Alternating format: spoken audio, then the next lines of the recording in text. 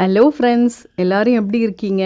இன்றைக்கி life of Sumathi நம்ம சேனலில் பார்க்க போகிறது பருப்பை எப்படி ரொம்ப டேஸ்ட்டாக பண்ணுறது அப்படின்றது தாங்க இன்றைக்கி வீடியோவில் நம்ம பார்க்க போகிறோம். வாங்க வீடியோக்குள்ளே போகலாம். இதுக்கு 1/2 கப் துவரம் பருப்பு எடுத்திருக்கேன். இது நம்ம ரேஷன் பருப்பு கூட எடுத்துக்கலாம், அதுவே கூட ரொம்ப டேஸ்ட்டாக இருக்கும். பருப்பை நம்ம முதல்ல நல்லா வாஷ் பண்ணி அதை குக்கரில் ஒரு 2.5 கப் தண்ணி ஊற்றி கூடவே கொஞ்சமாக மஞ்சத்தூள், கொஞ்சம் நெய் போட்டு நம்ம அதை நல்லா வேக வச்சுக்கிறோம். ஒரு 3 விசில் விட்டாலே போதுங்க, நல்லா வெந்துடும். ஒரு பேன் அடுப்பில் வச்சு நம்ம அதில் 1 டேபிள் ஸ்பூன் அளவு கடலை எண்ணெய் சேர்க்குறேன். 2 வெங்காயம் பொடியாக கட் பண்ணி அதையும் சேர்த்து நல்லா செவக்கிற அளவு வதக்குறேன் வெங்காயத்தை. கூடவே 2 பச்சை மிளகா கட் பண்ணி சேர்த்து அதையும் நல்லா வதக்குறேங்க. தக்காளி 2 பொடியாக கட் பண்ணி அதையும் சேர்த்து நல்லா குழையிற அளவு மூடி வச்சு வேக வைக்கிறேங்க. தக்காளி நல்லா வெந்ததுக்கப்புறம் 1/2 ஸ்பூன் மஞ்சத்தூள், 2 ஸ்பூன் சாம்பார் மிளகாய்த்தூள் போட்டு அந்த வாசனை போகிற அளவு, பச்சை வாசனை போகிற அளவு நல்லா வதக்கினதுக்கப்புறமா கொஞ்சமாக புளி கரைசல் சேர்த்து இதை நல்லா கொதிக்க வைக்கிறேங்க. நம்ம குக்கரில் வேக வச்ச பருப்பு பாருங்கள் நல்லா வெந்துருச்சு. இந்த மாதிரி அதை கரண்டியில் குக்கர்லேயே நல்லா கடைஞ்சிடுறோம்.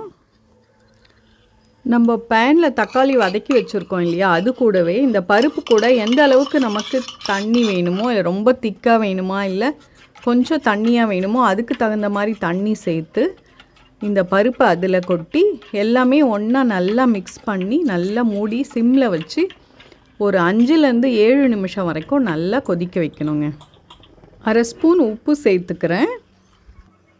இந்த தக்காளி இருந்த இடமே தெரியலைங்க, அந்தளவு நல்லா வெந்து எல்லாமே ஒன்றா சேர்ந்து நல்லா கொதித்து நல்லா கட்டியாக வந்திருக்கு. இப்போது இதுக்கு தாளிச்சாதாங்க ரொம்ப டேஸ்ட்டாக இருக்கும்.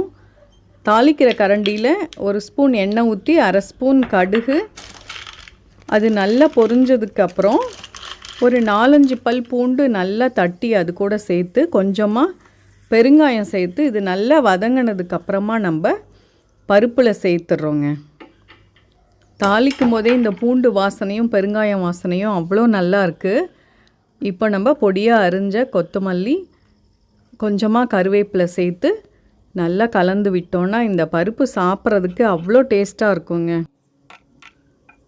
இந்த பருப்பு நம்ம நல்ல சூடான சாதத்தில் இந்த பருப்பு சேர்த்து நெய் போட்டு சாப்பிட்டோன்னா அவ்வளோ டேஸ்ட்டாக இருக்குங்க.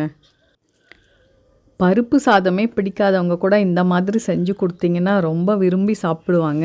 இந்த ஸ்டைலில் பருப்பு செஞ்சு பார்த்து சாப்பிட்டு எப்படி இருக்குன்னு சொல்லுங்கள். என்னோடய சேனல் இது வரைக்கும் சப்ஸ்கிரைப் பண்ணலைன்னா சப்ஸ்கிரைப் பண்ணிவிடுங்க. இந்த வீடியோ உங்களுக்கு பிடிச்சிருந்தா உங்கள் ஃப்ரெண்ட்ஸ்க்கு ஷேர் பண்ணுங்கள், லைக் பண்ணுங்கள். தேங்க்யூ.